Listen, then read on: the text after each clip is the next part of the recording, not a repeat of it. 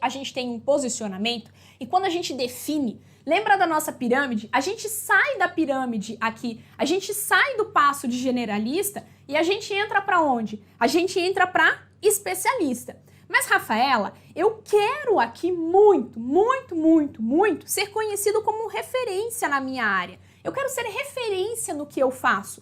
Ok. Só que o que acontece? Essa não é uma percepção que eu vou te trazer. Essa é uma percepção que as pessoas terão de você, tá? Essa é uma percepção que eu posso ter de você, que o fulano da esquina pode ter de você, mas que o outro ciclano é completamente diferente. Isso é pessoal, tá? Isso não é uma receita de bolo. Definir que eu sou advogado trabalhista, amanhã as pessoas vão me reconhecer como especialista, como autoridade. Ela vai te reconhecer como especialista. Para você dar o próximo passo de autoridade ou até referência aqui, exige um certo tempo, tá? E isso faz parte da sua construção da marca. Veja, os grandes advogados, eles são conhecidos por serem referência nas suas áreas.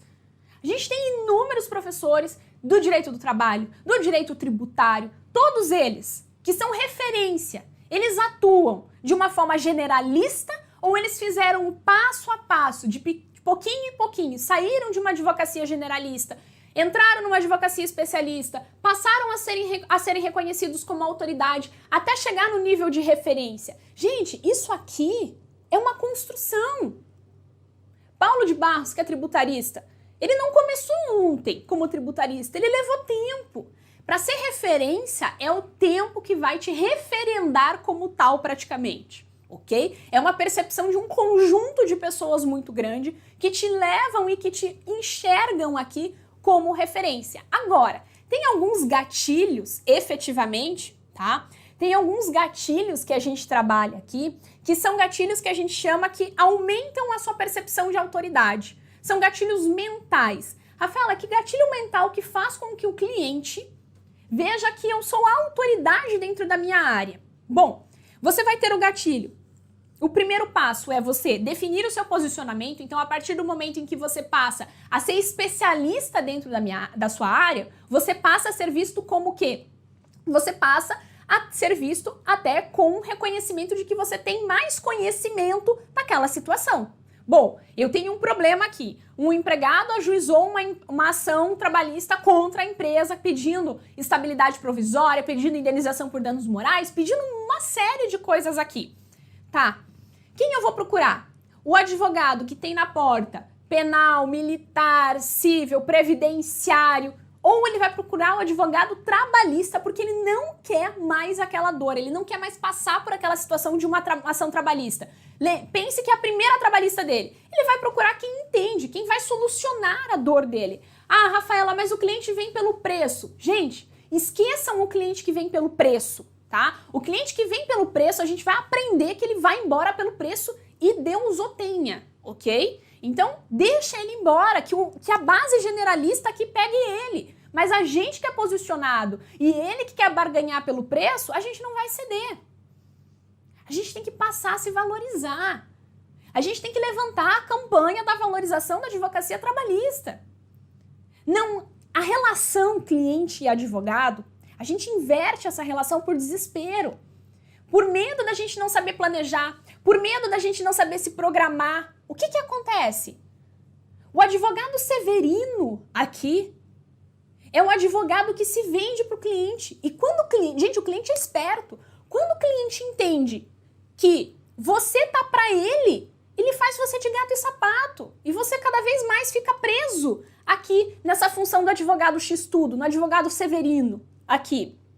O que acontece? É essa relação. E como deveria ser a relação de prestação de serviços advocatícios? O cliente está para você. O cliente vem até você. Você atraiu a atenção dele. E a gente já vai falar sobre isso. Mas essa é a ideia. Você tem que trazer o cliente dentro da sua estrutura. Você tem que fazer o cliente descobrir, atrair, gostar, confiar aqui. E ele tem que estar para você, não você para ele. Porque quando você tá para ele dentro dessa relação, você se vende pelo preço, você se vende pela oferta que ele tá fazendo, e às vezes não compensa. Às vezes é o cliente que mais vai te dar trabalho dentro do seu escritório. Quem aqui já não fez isso? Todo mundo fez, todo mundo errou. Quem no início não fez isso? Então, cliente que vem pelo preço, diga amém, porque ele vai embora pelo preço também aqui, ok? Então, o primeiro passo é você ser especialista, ok? Quando a gente fala aqui dessas questões em relação a especialista, tá? Olha só, quando a gente olha dentro desse ponto de ser especialista, então você começou a produzir conteúdo, o próximo passo é você ir para onde? O próximo passo é você conquistar a percepção de autoridade. Quais são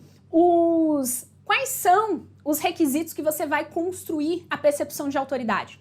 Uma é produção de conteúdo. E, gente, na terceira aula a gente vai falar sobre produção de conteúdo. Para você produzir conteúdo pensando na prospecção de cliente. Só que antes você precisa estar definido. Antes você precisa estar muito bem posicionado.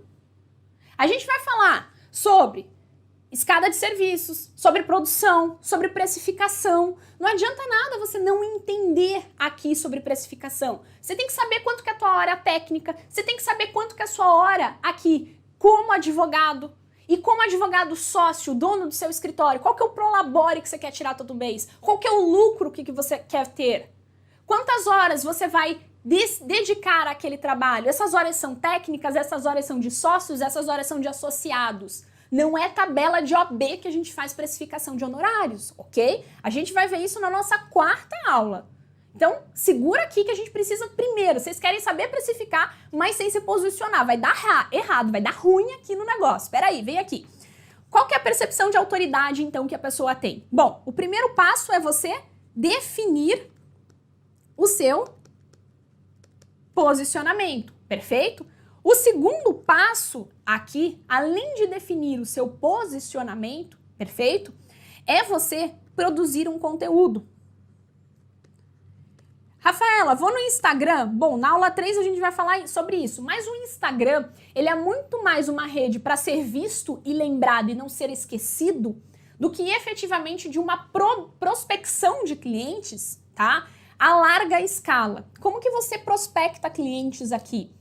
Blog, LinkedIn, você consegue muitas parcerias e a gente já vai falar sobre o sistema de parcerias. Então são essas formas que você tem aqui, tá? Um blog. Ah, vou num blog de terceiro ou vou no meu? Você quer ranquear o terceiro ou quer ranquear vocês? Quero ranquear eu mesma, tá? Então, o que acontece aqui é que você tem que selecionar onde você vai dessa produção de conteúdo. Então, eu vou até anotar aqui, no terceiro dia a gente vai falar sobre isso. Depois que você produziu o seu conteúdo, uma outra questão que vai te trazer autoridade são os resultados que você tem. Como assim, Rafaela? Eu tenho que ficar mostrando o resultado para o meu cliente? Não, mas você vai falar assim, olha, numa demanda que eu tive exatamente assim, a gente fez assim, assim, assim, e o resultado também foi positivo em razão dessas questões, em razão dessa minha atuação. Então, os resultados que você tem compõem também a percepção de autoridade, ativam o gatilho da percepção da autoridade. E uma outra questão aqui, então, além de resultados, tá? Uma outra questão é a sua postura. Goste aqui ou não, quem esteja nos acompanhando hoje, a postura fala muito sobre nós. Ainda a advocacia é uma profissão tradicional e exige um certo rigor aqui. Então, a postura, você conversar, você ter uma voz, um tom de voz adequado para falar com o cliente, você ter aqui também uma imagem atrelada. Gente, o cliente ele atrela a nossa pessoa, a nossa imagem. A primeira impressão é a que fica.